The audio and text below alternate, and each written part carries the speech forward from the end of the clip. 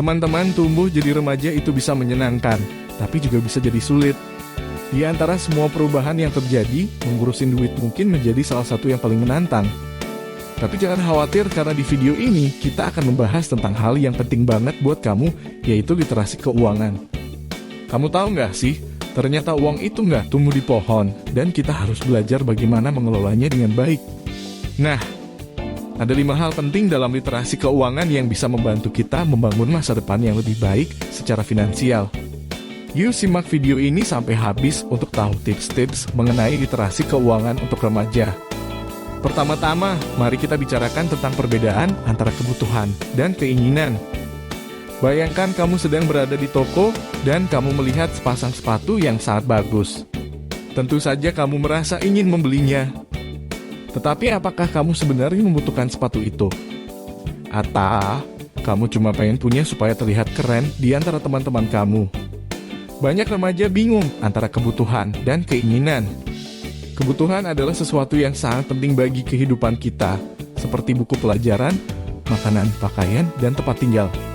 Sedangkan keinginan adalah sesuatu yang kita inginkan tetapi tidak selalu dibutuhkan. Misalnya makan di kafe yang lagi populer, beli handphone terbaru, atau liburan waktu weekend ke Bali. Jadi tips pertama, sebelum membeli sesuatu pertimbangkan apakah itu benar-benar kebutuhan atau hanya keinginan. Jika itu hanya keinginan, pertimbangkan kembali apakah kalian benar-benar membutuhkannya dan apakah kalian memiliki cukup uang untuk membelinya. Nah, sepatu yang tadi itu sebenarnya kebutuhan atau keinginan sih? Sekarang, mari kita bicarakan tentang anggaran. Orang tua kamu mungkin memberikan uang saku secara rutin buat kamu. Ketika memiliki uang, rasanya mudah banget untuk menghabiskannya dalam waktu singkat untuk hal-hal yang tidak terlalu penting. Padahal masih ada hal lain yang lebih kita butuhkan. Oleh karena itu, membuat anggaran sangat penting untuk memastikan uang kamu akan digunakan sesuai kebutuhan. Untuk membuat anggaran, kamu bisa mulai dengan mencatat semua pengeluaran yang kamu lakukan dalam sebulan. Misalnya uang makan, uang transportasi, atau uang belanja kebutuhan harian. Setelah itu, tentukan seberapa banyak uang yang dapat dialokasikan untuk setiap kategori. Dengan cara ini, kalian dapat memastikan bahwa uang kamu digunakan secara tepat. Tips selanjutnya adalah tentang menabung. Bayangkan kamu ingin membeli hadiah ulang tahun untuk gebetan kamu, tapi uang saku kamu nggak cukup untuk membeli hadiah yang kamu pengen. Nah, kamu mungkin bisa menabung beberapa waktu sebelumnya.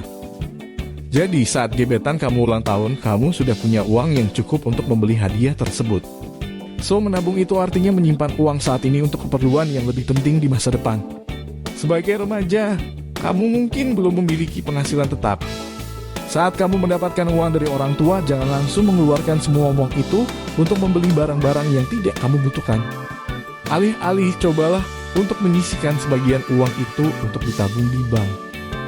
Menabung adalah kunci untuk membangun kekayaan jangka panjang.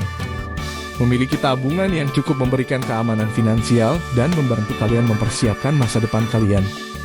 Mulailah menabung sejak dini. Sederhana saja, mulai sisihkan sebagian uang kamu untuk ditabung, meskipun jumlahnya sedikit.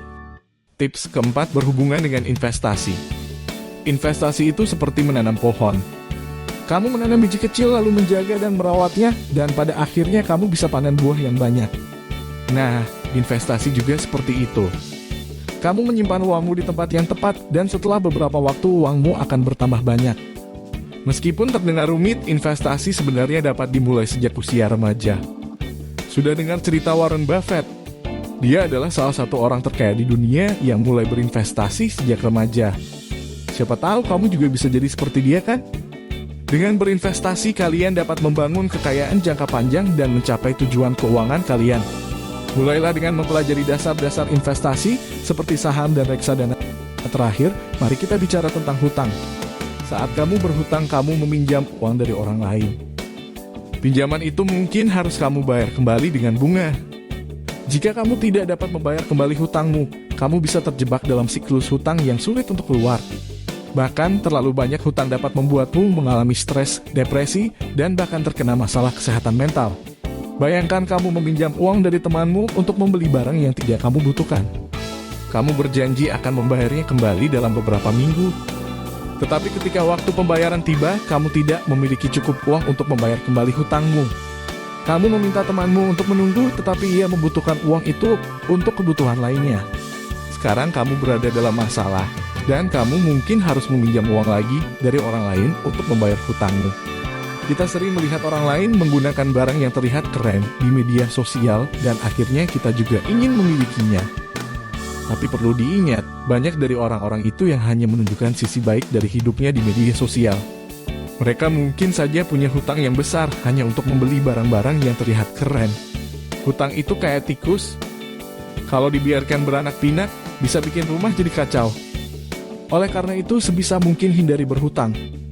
Apalagi kalau hutangnya bukan untuk kebutuhan yang penting, tapi cuma buat membeli barang yang sebenarnya nggak dibutuhkan. Nah, itu tadi penjelasan tentang literasi keuangan untuk remaja. Jadi, teman-teman, jangan lupa untuk mengatur keuangan dengan bijak, memisahkan kebutuhan dan keinginan, dan tidak tergoda untuk membeli barang yang nggak penting. Mari juga mulai untuk membuat anggaran menabung, berinvestasi, dan menghindari hutang yang berlebihan. Ingatlah selalu dengan mengatur keuangan dengan bijak, kita bisa mencapai impian kita di masa depan. Semoga video ini bermanfaat bagi kamu semua. Jangan lupa untuk subscribe channel ini untuk video edukatif lainnya. Terima kasih telah menonton, sampai jumpa lagi di video selanjutnya.